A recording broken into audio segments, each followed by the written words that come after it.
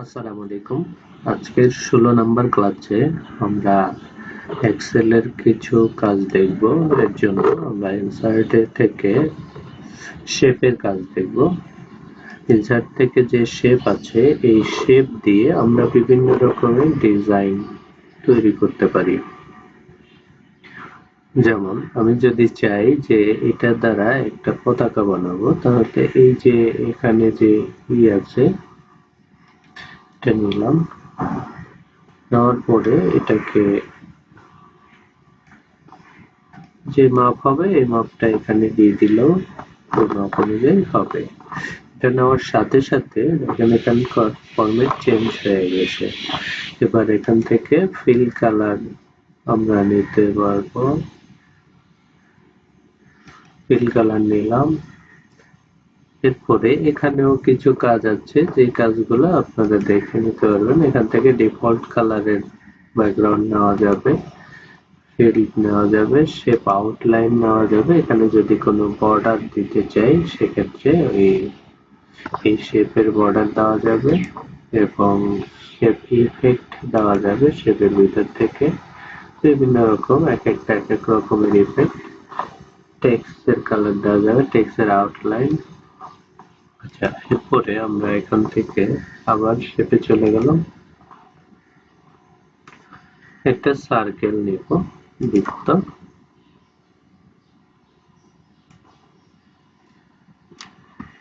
Alter shift ধরে যদি নেই তাহলে কিন্তু একসাথে চতুর সাইড থেকে বড় হবে। এটাকে নির্দিষ্ট জায়গায় রাখলাম, রাখার পরে শেপ আউটলাইনটা আমরা নো আউটলাইন করে দিলাম, কোনো বর্ডার থাকবে না। এটার মধ্যেও শেপ আউটলাইনটাকে নো আউটলাইন করে দিলাম এবং এটার কালারটাকে রেড কালার করে দিলাম।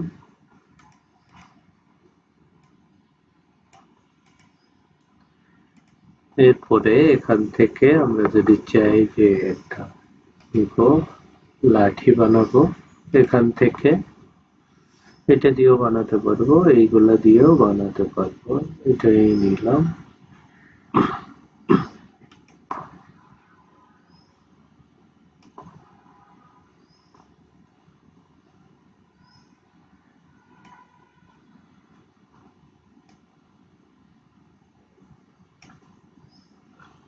এটা নির্দিষ্ট কালার এখান থেকে অ্যাপ্লাই করে দিতে পারি, যে কি কালারের এটা দিব।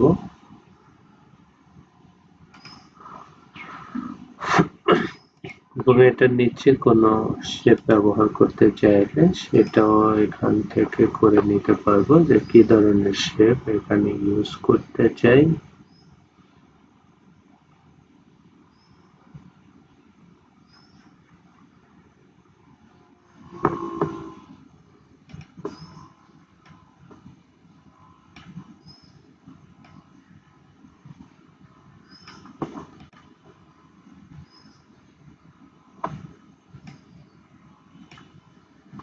এটাও চাইলে এখান থেকে আমরা কালার চেঞ্জ করে নিতে পারবো।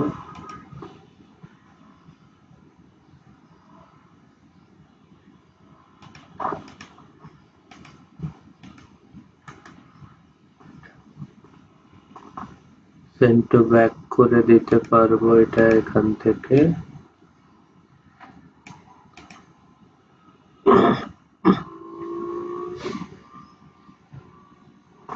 এবং এটা সিলেক্ট করব, শিফট চেপে এটা করলাম এবং এটাকেও করলাম শিফট চেপে। সবগুলো সিলেক্ট করার পরে রাইট বাটনে ক্লিক করে গ্রুপিং থেকে গ্রুপ করে দিলাম। এতে করে সম্পূর্ণ পিকচারটা একটা হয়ে গেল। এবার যদি আমি ছোট করি, অল্টার শিফট চেপে দেখেন চতুর সাইড থেকে ছোট হচ্ছে। এটা পুরোটা একটা ইমেজ তৈরি হয়ে গেল। এভাবে এই শেপের মাধ্যমে আমরা এখান থেকে বিভিন্ন কিছু ড্র করতে পারবো। এই যে এখানে পতাকার শেপ দেওয়া আছে, আমরা চাইলে এই শেপ নিয়েও পতাকা যে ডিজাইনটা ওটা তৈরি করতে পারবো।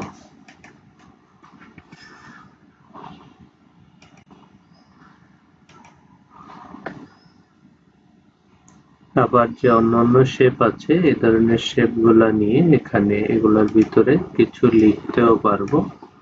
লেখার জন্য এটা সিলেক্ট করব, রাইট বাটনে ক্লিক করে এই যে এডিট টেক্সট নামে একটা অপশন আছে, এখানে ক্লিক করে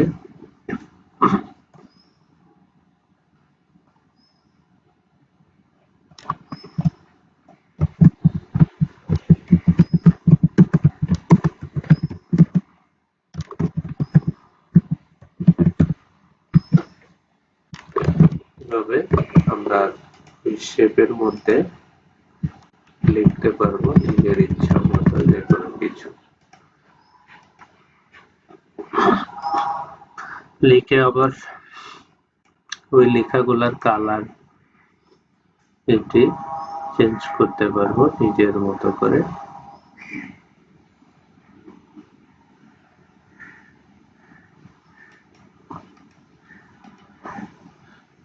এই ফিলের কালারও চেঞ্জ করে নিতে পারবো।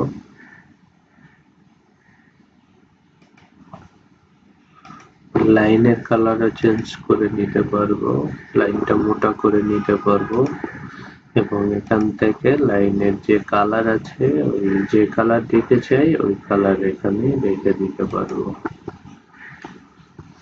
তবে বিভিন্ন ডিজাইনের ক্ষেত্রে এই শেপ গুলা আমরা ইউজ করতে পারবো।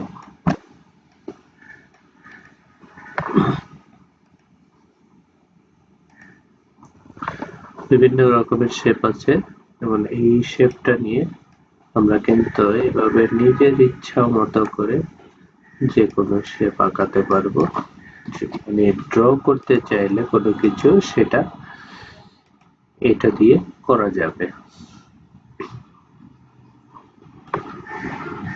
এই ছিল শেপের কাজ। এরপরে আছে insert smart art graphics. Smart art graphics এর আন্ডারে অনেক ধরনের স্মার্ট আর্ট আছে। অনেক ক্ষেত্রে এখানে অল দেওয়া আছে, আমরা চাইলে নিচের দিকে গিয়ে দেখতে পারি কি কি ধরনের স্মার্ট আর্ট আছে। অনেক ক্ষেত্রে ক্লাসিফিকেশন বা শ্রেণী বিন্যাস করার জন্য বিভিন্ন ধরনের শেপ দরকার হয়, সেক্ষেত্রে আমরা এইগুলাকে ইউজ করতে পারবো।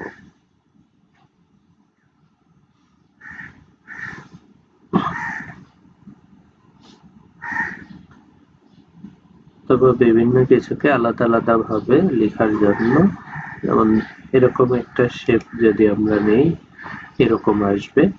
এরপরে এই যে এই সবগুলাই আবার আলাদা আলাদা প্রত্যেকটা দেওয়া আছে, সাইকেল, হিস্টোরিক্যাল, রিলেশনশিপ, ম্যাট্রিক্স, এরকম এক একটা এক এক রকমের আছে। যেমন এই যে পিরামিড টাইপের। অনেক সময় কি বিভিন্ন জিনিসের ঊর্ধ্বগতি দেখানোর জন্য এটা ব্যবহার করা যেতে পারে। সাইকেল এই টাইপের ব্যবহার করতে চাইলে এটা নিলাম, নিয়ে এখান থেকে ওকে করলাম।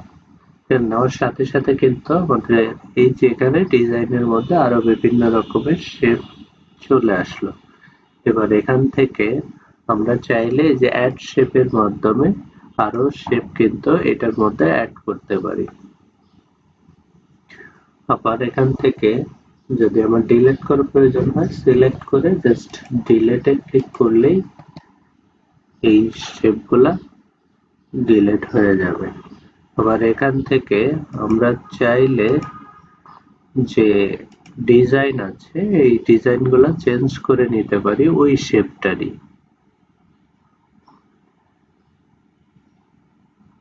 একটা এক এক রকমের ডিজাইনে চলে আসবে। এটাই থাকলো। পরে এখান থেকে শেপের যে কালারটা আছে সেই কালারটা একটা কি এক এক কালার হবে না এক কালার হবে সেটা আমরা এখান থেকে চেঞ্জ করে নিতে পারবো। এরপরে এখানে শেপের স্টাইল গুলা কেমন হবে, এরকম হবে না এরকম হবে, আমরা চাইলে এগুলা এখান থেকে মডিফাই করে নিতে পারবো।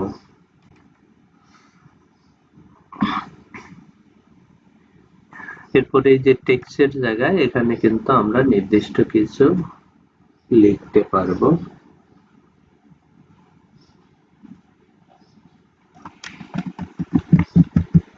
বানানা, আপেল,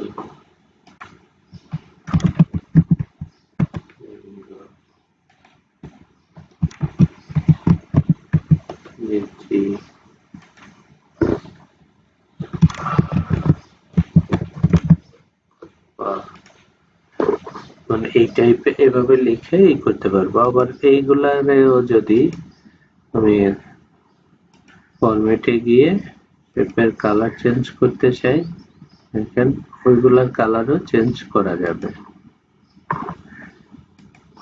এগুলারও কালার চেঞ্জ করা যাবে। এই শেপ ফিলের এখান থেকে লেখার কালারও চেঞ্জ করা যাবে। লেখা সিলেক্ট করে এখান থেকে আমরা টেক্সটের যে কালার আছে সেই টেক্সটের কালার চেঞ্জ করে দিতে পারবো।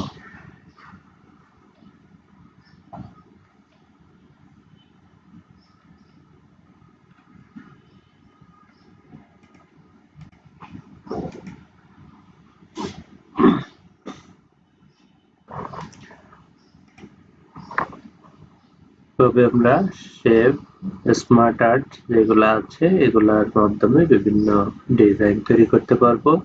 এরপরে আছে টেকে স্ক্রিনশট। এখান থেকে স্ক্রিনশট নিয়েও এই জায়গায় একটা ইমেজ ইনসার্ট করা যাবে। সাপোজ এখানে রাখলাম মাউস পয়েন্টার রেখে, এই যে টেকে স্ক্রিনশট নিয়ে এখানে স্ক্রিন ক্লিপিং।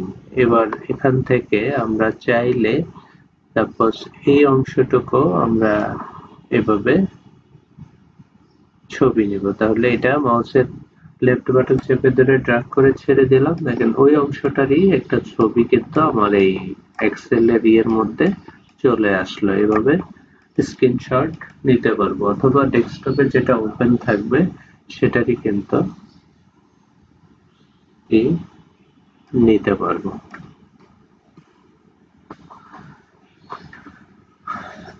এটা ছিল 15 নম্বর আজকের ক্লাসে। আর এটা সম্পর্কে যদি কারো কোনো কিছু জানার থাকে তাহলে কমেন্টস করে জানাবেন। আর এই চ্যানেলে যদি নতুন হয়ে থাকেন তাহলে সাবস্ক্রাইব করে বেল আইকন অন করে রাখবেন এবং পরবর্তী ক্লাস পাওয়ার জন্য সাথে থাকুন। ধন্যবাদ।